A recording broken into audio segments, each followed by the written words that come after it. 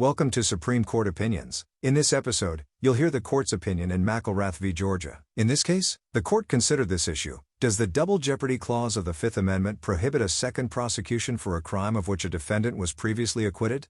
The case was decided on February 21, 2024. The Supreme Court held that the Double Jeopardy Clause of the Fifth Amendment prohibits a second prosecution for a crime of which a defendant was found by a jury to be not guilty by reason of insanity. Justice Ketanji Brown Jackson authored the unanimous opinion of the court. The Double Jeopardy Clause of the Fifth Amendment protects individuals from being tried or punished more than once for the same offense, establishing that a verdict of acquittal is final, and prohibits any future prosecution for the same offense. An acquittal includes any decision demonstrating the prosecution's failure to provide sufficient evidence for criminal liability, making such a verdict inviolable and irreversible. This principle is crucial, ensuring the finality and integrity of jury verdicts and protecting defendants' rights. In this case, the jury's verdict of not guilty by reason of insanity on a malice murder charge constitutes an acquittal, because it signifies the insufficiency of the prosecution's evidence for criminal liability. Notwithstanding Georgia law to the contrary, the determination of an acquittal for double jeopardy purposes rests on federal law, rendering the state's characterization non-binding. The validity of an acquittal remains unaffected by the consistency of jury verdicts or any speculation about the jury's reasoning, which is consistent with the jury's exclusive domain to decide on guilt or innocence, and the Double Jeopardy Clause's outright prohibition on multiple prosecutions for the same offense. Justice Samuel Alito authored a concurring opinion to clarify that the court's decision does not express any view about whether a not guilty verdict that is inconsistent with a verdict on another count, and is not accepted by the trial judge, constitutes an acquittal for double jeopardy purposes. The opinion is presented here in its entirety, but with citations omitted. If you appreciate this episode, please subscribe. Thank you.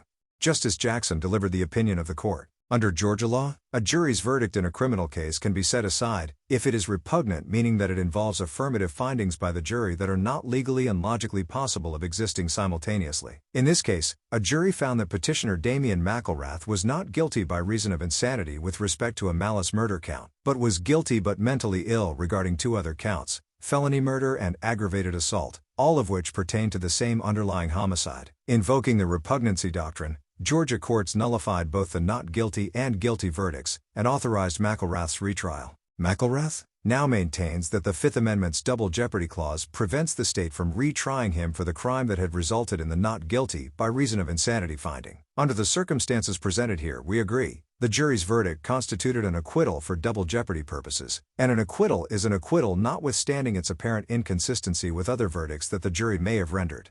This case begins with tragedy. In 2012, petitioner Damian McElrath, then 18 years old, killed his mother Diane. Diane, a single parent who had adopted McElrath when he was 2 years old, struggled for years with caring for him. At a young age, McElrath was diagnosed with bipolar disorder and attention deficit hyperactivity disorder. He responded poorly to psychiatric treatment and sometimes refused to take his prescribed medication. He had trouble in school, including suspensions and low grades, and experienced several run-ins with law enforcement. These issues, among others, led to quarrels between McElrath and his mother. A few years before Diane's murder, McElrath's mental health began to deteriorate substantially, eventually manifesting in his belief that Diane was poisoning his food and drink with ammonia and pesticides. At some point, McElrath began to exhibit other delusions, such as a belief that he was an FBI agent who regularly traveled to Russia and had killed multiple people. These delusions intensified to the point that, just a few weeks before the events giving rise to this case, McElrath was committed to a mental health facility, where he was diagnosed with schizophrenia. After 2 weeks of hospitalization, clinical staff believed that McElrath was no longer a threat to himself or others, and that there was no evidence of further delusions. Thus, McElrath was discharged.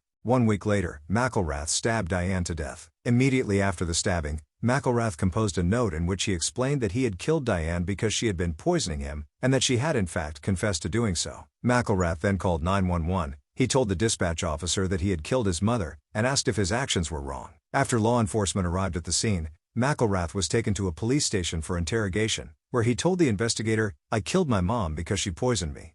Georgia charged McElrath with 3 crimes stemming from Diane's death: malice murder, felony murder, and aggravated assault. At trial, McElrath did not dispute that he killed Diane but asserted an insanity defense. Under Georgia law, a jury may find a criminal defendant not guilty by reason of insanity if, at the time of the crime, he did not have mental capacity to distinguish between right and wrong, or he committed the crime because of a delusional compulsion as to such act which overmastered his will to resist committing the crime. Such a verdict results in the defendant's commitment to a state mental health facility until a court determines that release is appropriate. Even if a defendant fails to prove an insanity defense, a Georgia jury may still render a verdict of guilty but mentally ill, under which the State Department of Corrections may, at its discretion, refer a defendant for temporary mental health treatment. The jury returned a split verdict against McElrath. It found him not guilty by reason of insanity on the malice murder charge and guilty but mentally ill on the felony murder and aggravated assault charges. The trial court accepted the jury's verdict, and eventually sentenced McElrath to life imprisonment based on the felony murder conviction. McElrath appealed. He argued that the felony murder conviction should be vacated, because the guilty but mentally ill verdict for that crime was repugnant to the jury's not guilty, by reason of insanity verdict for malice murder. Under Georgia's so-called repugnancy doctrine, a state court may set aside a verdict as repugnant when there are affirmative findings by the jury that are not legally and logically possible of existing simultaneously. The Supreme Court of Georgia agreed with McElrath that the verdicts were repugnant under Georgia law. As the court explained, the not guilty by reason of insanity verdict on malice murder and the guilty but mentally ill verdict on felony murder based on aggravated assault required affirmative findings of different mental states that could not exist at the same time during the commission of those crimes, as they were indicted, proved, and charged to the jury. There was no way to reconcile those verdicts because, as the court noted, the jury could not conclude that the crimes occurred at different times or through distinct acts, but instead of vacating only the felony murder conviction, as McElrath had requested, the state Supreme Court vacated both the malice murder and felony murder verdicts. On remand, McElrath argued that the Double Jeopardy Clause of the Fifth Amendment prohibited Georgia from retrying him for malice murder, in light of the jury's prior not guilty by reason of insanity verdict on that charge. The trial court rejected this argument, and McElrath again appealed.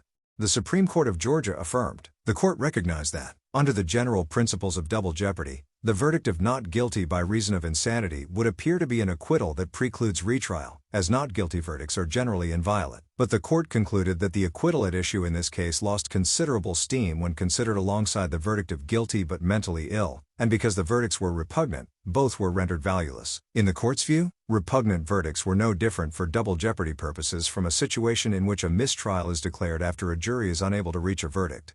Justice Pinson concurred, noting that he could not quite shake the doubt that the court's ruling was inconsistent with the quite absolute sounding bar against retrying a defendant who has secured an acquittal verdict. He joined the majority, however, because this lingering doubt was not enough to justify dissenting from an otherwise unanimous court. We granted certiorari. The Double Jeopardy Clause provides that no person shall be subject for the same offense to be twice put in jeopardy of life or limb. The controlling constitutional principle of the clause focuses on prohibitions against multiple trials. It has long been settled under the Fifth Amendment that a verdict of acquittal is final, ending a defendant's jeopardy, and is a bar to a subsequent prosecution for the same offense. What then is an acquittal? Our cases have defined an acquittal to encompass any ruling that the prosecution's proof is insufficient to establish criminal liability for an offense. Labels do not control our analysis in this context. Rather, the substance of the ruling does. In particular, we look to whether the ruling's substance relates to the ultimate question of guilt or innocence. Once rendered, a jury's verdict of acquittal is inviolate. We have described this principle, that a verdict of acquittal could not be reviewed, on error or otherwise, as perhaps the most fundamental rule in the history of double jeopardy jurisprudence. This bright-line rule exists to preserve the jury's overriding responsibility to stand between the accused and a potentially arbitrary or abusive government that is in command of the criminal sanction. We have long recognized that, while an acquittal might reflect a jury's determination that the defendant is innocent of the crime charged, such a verdict might also be the result of compromise, compassion, lenity, or misunderstanding of the governing law. Whatever the basis, the Double Jeopardy Clause prohibits second-guessing the reason for a jury's acquittal. As a result, the jury holds an unreviewable power to return a verdict of not guilty even for impermissible reasons. For double jeopardy purposes, a jury's determination that a defendant is not guilty by reason of insanity is a conclusion that criminal culpability had not been established, just as much as any other form of acquittal. Such a verdict reflects that the government has failed to come forward with sufficient proof of a defendant's capacity to be responsible for criminal acts. Georgia law specifically provides that a defendant who establishes an insanity defense shall not be found guilty of the crime. Here, after being instructed on Georgia's insanity defense, the jury concluded that McElrath was not guilty by reason of insanity with respect to the malice murder charge. That jury determination was unquestionably a ruling that the prosecution's proof is insufficient to establish criminal liability for an offense. This conclusion is consistent with Georgia's concession that if the not guilty verdict were considered in isolation, that is, if the jury had reached the same conclusion under the same circumstances on a single count, it would have constituted a valid verdict of acquittal under state law. As we have long recognized, jeopardy clearly terminates under these circumstances. In resisting this straightforward conclusion, the state reiterates the Georgia Supreme Court's holding that, because the not guilty by reason of insanity verdict was repugnant to the jury's other verdicts, all the verdicts the jury rendered in McElrath's case were a nullity and should not have been accepted by the trial court. Georgia thus maintains that, because no verdict under state law issued, no acquittal took place. We cannot agree. To start, it is well established that whether an acquittal has occurred for purposes of the Double Jeopardy Clause is a question of federal, not state, law. Again, an acquittal occurs when there has been a ruling relating to the ultimate question of guilt or innocence, and labels, including those provided by state law, do not control our analysis in this context. Thus, it is not dispositive whether a fact finder incanted the word acquit. Instead, an acquittal has occurred if the fact finder acted on its view that the prosecution had failed to prove its case. Because of this focus on substance over labels, a state's characterization, as a matter of double jeopardy law, of a ruling is not binding on us. To be sure, the states possess primary authority for defining and enforcing the criminal law, a power that permits states to regulate procedures under which their laws are carried out. But the ultimate question is whether the Double Jeopardy Clause recognizes an event as an acquittal. In making that determination, we ask whether, given the operation of state law, there has been any ruling that the prosecution's proof is insufficient to establish criminal liability for an offense. Here, for the reasons already discussed, the jury's verdict of not guilty by reason of insanity constituted such a determination. That McElrath's not guilty by reason of insanity verdict was accompanied by other verdicts that appeared to rest on inconsistent findings is of no moment. As we have explained, the Double Jeopardy Clause prohibits second-guessing an acquittal for any reason. An acquittal is an acquittal, even when a jury returns inconsistent verdicts, convicting on one count and acquitting on another count, where both counts turn on the very same issue of ultimate fact. As far as the Fifth Amendment is concerned, inconsistency in a verdict is not a sufficient reason for setting it aside. Georgia contends that this bar to second-guessing an acquittal applies only to general verdicts of acquittal, because in evaluating a general verdict, there is no way to ascertain the true basis of the jury's decision. Here, by contrast, the jury based its verdicts on specific affirmative findings of different mental states that could not exist at the same time. Georgia maintains that, under the state's repugnancy doctrine, such special findings allow for an informed review and potential nullification of inconsistent jury verdicts, including a verdict of acquittal. Georgia is mistaken. Once there has been an acquittal, our cases prohibit any speculation about the reasons for a jury's verdict, even when there are specific jury findings that provide a factual basis for such speculation, because it is impossible for a court to be certain about the ground for the verdict without improperly delving into the jurors' deliberations. We simply cannot know why the jury in McElrath's case acted as it did, and the Double Jeopardy Clause forbids us to guess. To conclude otherwise would impermissibly authorize judges to usurp the jury right. The jury's verdict of not guilty by reason of insanity on the malice murder charge was an acquittal for purposes of the Double Jeopardy Clause. The clause therefore bars retrial of McElrath on that charge. The judgment of the Supreme Court of Georgia is reversed, and the case is remanded for further proceedings not inconsistent with this opinion. It is so ordered.